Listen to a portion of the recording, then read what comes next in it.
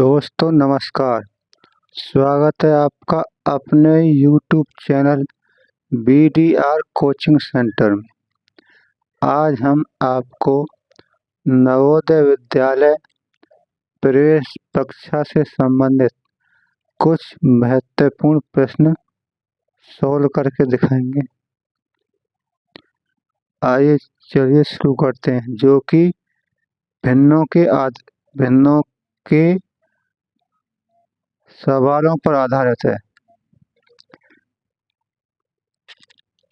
तो हम पहला क्वेश्चन लेते हैं। पहला क्वेश्चन है हमारा,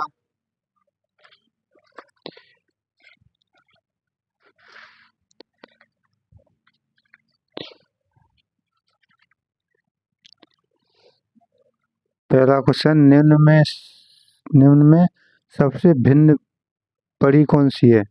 यानी जो चार ऑप्शन दिए हैं इसमें सबसे बड़ी भिन्न कौन सी है। तो हम इसको सॉल्व करके दिखाते हैं आपको। सबसे बड़ी भिन्न हम 1/7 को लिख सकते हैं हम पॉइंट के रूप में 0.1 और 3/14। इसको लिख सकते हैं हम 0.5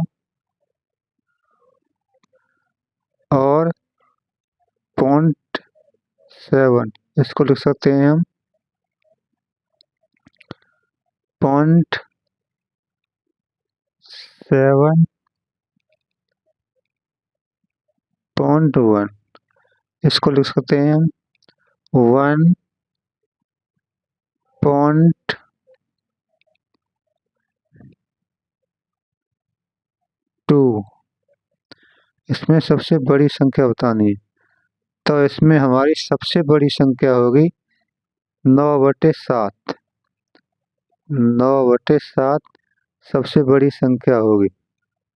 तो दूसरा है हमारा, निम्न में से सबसे छोटी भिन्न कौन सी होगी। ए है 1/3, बी है 5/12, सी है 9/7, डी है 11/13। तो चलो सॉल्व करते हैं। 1/3 को हम पॉइंट में लिख सकते हैं 0.33 और 5/12 को लिख सकते हैं हम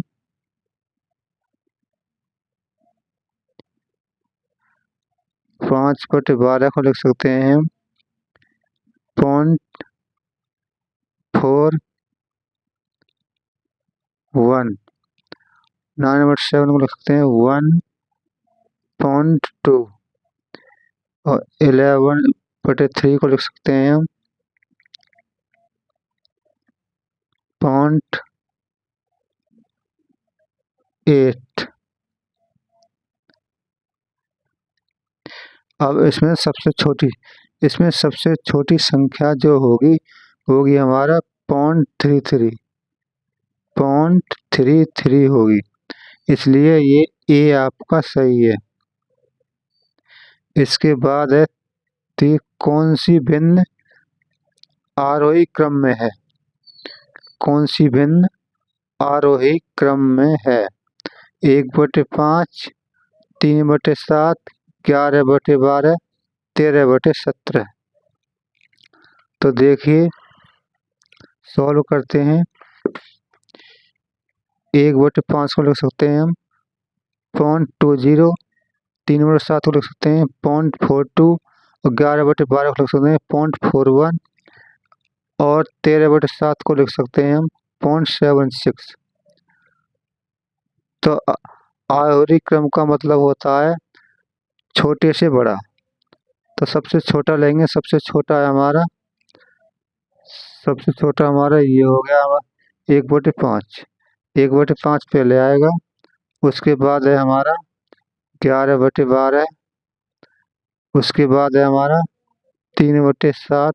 उसके बाद है हमारा 13/17। तो ये क्रम सही होगा। तो इसमें देखते हैं एक आरोही क्रम में 11/12।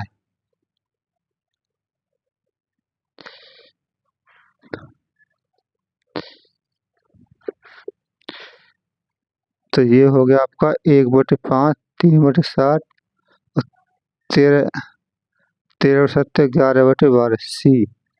इसका सी सही होगा। इसका क्या होगा? इसका सी सही होगा। तो यानी आपका ये हो गया 1/5 पहले आएगा, उसके बाद 11/12 आएगा, 12×96, 1/8 9 है ये, 9 है ये 9 है आपका, ये 9 है। तो ये 9 है, पहले ये आएगा, फिर 3/7 आएगा, फिर 13/17 आएगा, फिर आएगा। तो ये सही होगा आपका सी। सी सही होगा। इसके बाद है आपका 4। कौन सी भिन्न अवरोही क्रम में है? कौन सी भिन्न अवरोही क्रम में है? चलो शुरू करते हैं। ये आपका 1/2, 1/3, 1/4, 1/5। तो 1/2 हो गया हमारा 0.50, 1/3 हो गया 0.33, 1/4 हो गया 0.25, 1/5 हो गया 0.20। तो इसमें सबसे बड़ी देखेंगे, सबसे बड़ी है आपकी 0.50। 0.50 पहले आएगा, यानी 1/2 पहले आएगा। उसके बाद दूसरी बड़ी संख्या हमारी ये 0.33, 1/3 आएगा। उसके बाद है 1/4, फिर 1/5। तो 1/2, 1/3, 1/4, 1/5। तो ये आपका पहला, ये आपका सही होगा। इसके बाद है 5 भिन्न 1/2, 1/4 प्लस 1/3 का मान क्या होगा? मान होगा आपका, देखिए जोड़ते हैं इसे, 1/2 प्लस 1/4 प्लस 1/3 बराबर 12। इसका एलसीएम आ गया।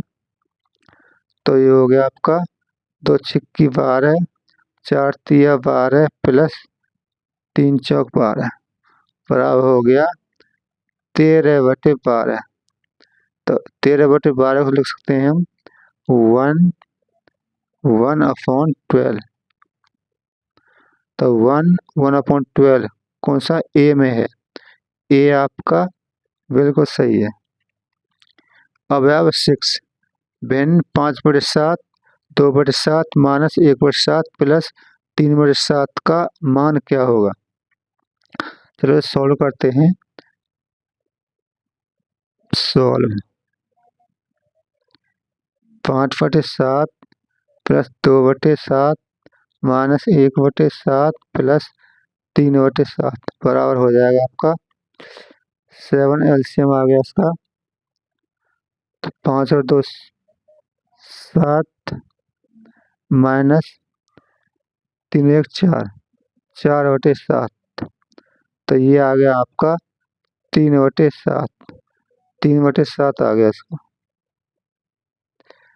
3/7। और 3/7 में कौन सा सही है इसमें? 3/7 सी। सी आपका सही होगा, सी। इसके बाद है आपका 7। 7 है मोहन ने एक तरबूज का 3/7 हिस्सा खा लिया। अब उसके पास कितना कितना हिस्सा बचा? ए 1/7, बी 4/7, सी 3/7, डी 5/7। तो इसको हल करते हैं। आपका मोहन ने एक तरबूज का 3/7 हिस्सा खा लिया।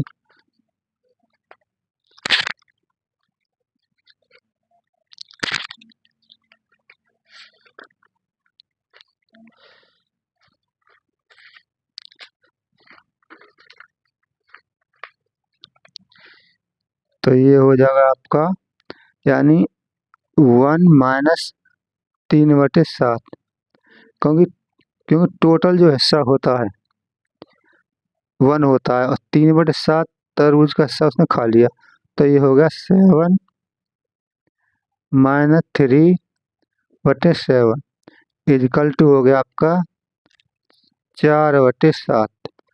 4/7 हिस्सा तरबूज का बचा, तो इसमें ऑप्शन में सही होगा आपका बी वाला, ये बी 4/7।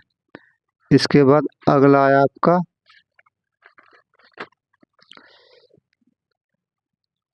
12/13 में कौन सी भिन्न जोड़ें कि वह एक हो जाए, यानी 12/13 में कौन सी भिन्न जोड़ें कि एक हो जाए। पहला है 1/13, बी है 2/13, सी है 5/13 और डी है 7/12। तो देखिए देखते हैं, ये कह रहा है कि 16 यानी 8। मान लीजिए 12/13 में x जोड़ दें तो हमारा वो 1 हो जाता है, तो x का हमें मान ज्ञात करना है।